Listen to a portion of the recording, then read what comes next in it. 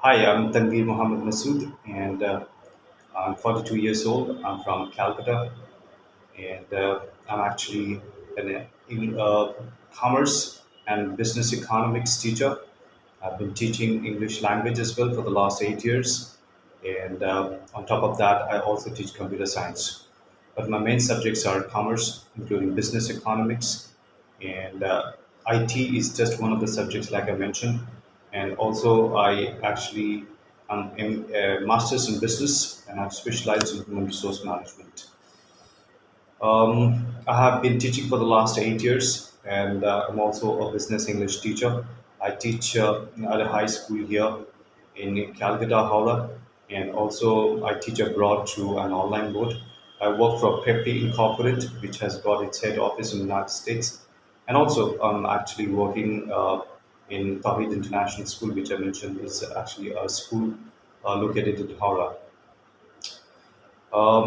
My hobbies are actually to teach and study, as well as interact with people on talk on different types of topics and subjects. And, uh, and I have the experience of interacting with people across the globe. I have taught people business English and English language as well, and I've taught in Latin American countries, including North America, Europe, Brazil, United States, UK, and other Gulf countries as well in Asia. Also, I have taught, right?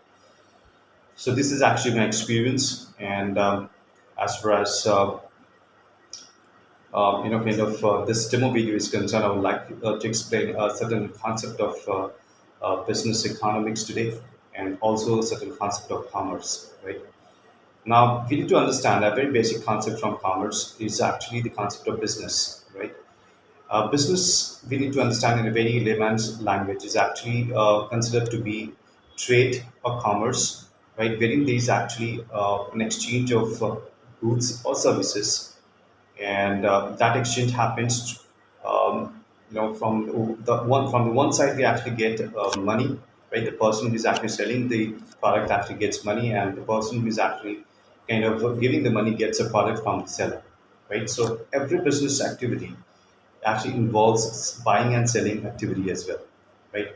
So business is actually that activity which involves the creation of a specific product, uh, and with the intention of getting it sold in the market against the receivable of certain amount of money, right? That is actually the core idea behind business.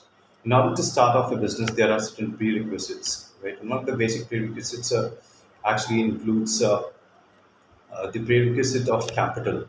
Capital is the basic core idea behind the existence of business. If business is not really there, if capital is not really there, then business won't really be flourishing, right? Business won't really start. In order to start off a business, we need to have a certain, kind of base of capital, right?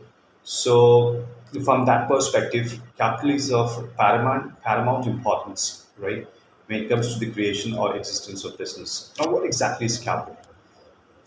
We need to understand that capital is actually the initial amount of money which the businessman or the person who is starting off the business has to invest in order to create the business, right? If business has to be kind of commenced, okay, can only be commenced through the investment of certain amount of money, and that amount of money actually differs and varies, right? And it depends on the nature of the business that is going to be started off, right? As a small scale business can be started off with a small amount of money. A medium sized business can be started off with an kind of average amount of money, and a large scale business has to be started off with a high investment for that matter, right? So capital is the initial investment that is done to create or to start off a business for that matter, right? Now, it depends on the economy of an individual or the economy of the businessman or the trader who is starting off the business as to what level and what extent of business he has to start.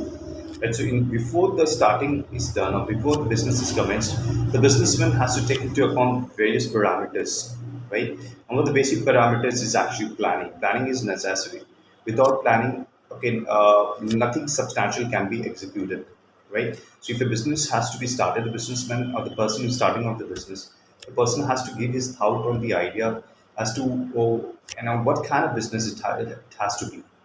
That means the nature of the business has to be figured out, right? That means the person has to figure out as to what kind of business he's going to or she's going to establish or set up for that matter, right? It can be of various nature, right? Nowadays we are in the era of technology, right? Now, if the person actually starts off any kind of technical business, that actually kind of becomes a booming business for that matter. Nowadays we have the real estate business booming. Education as a business is also flourishing, right? The advent of technology and mingling of education with technology has given new paradigms and new, kind of can say scope for the business to grow and flourish in nature, right? So the nature of the business, what kind of business has to be set up, that has to be kind of figured out first. That has to be planned properly, right? Now, once that is actually figured out, the person has to figure out what exactly is the popularity level of that business that is actually going to be set up. The popularity level is of paramount importance, right?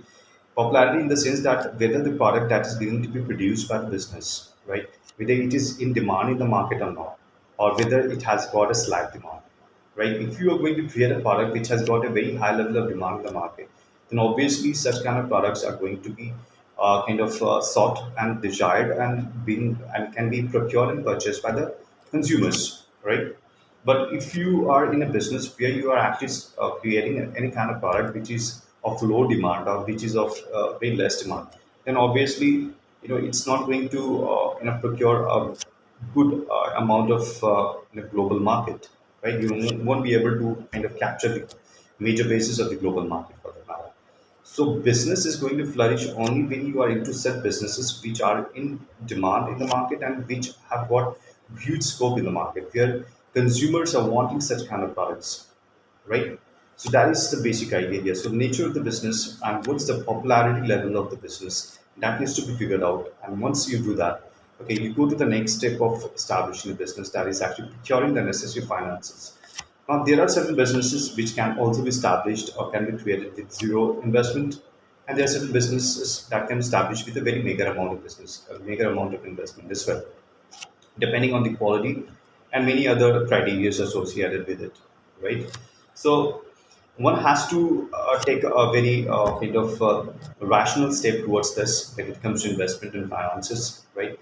As to what kind of finances has to be pumped into the business and what level of finance has to be pumped.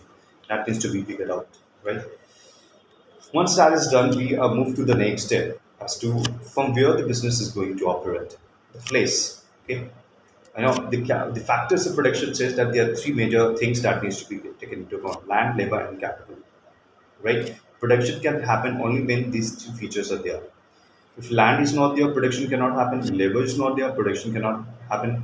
Capital is not there, production cannot happen. So, in order to set up a business, we need to figure out from where the business is going to operate. It's taking specific place from where the business can actually carry out its operations, right?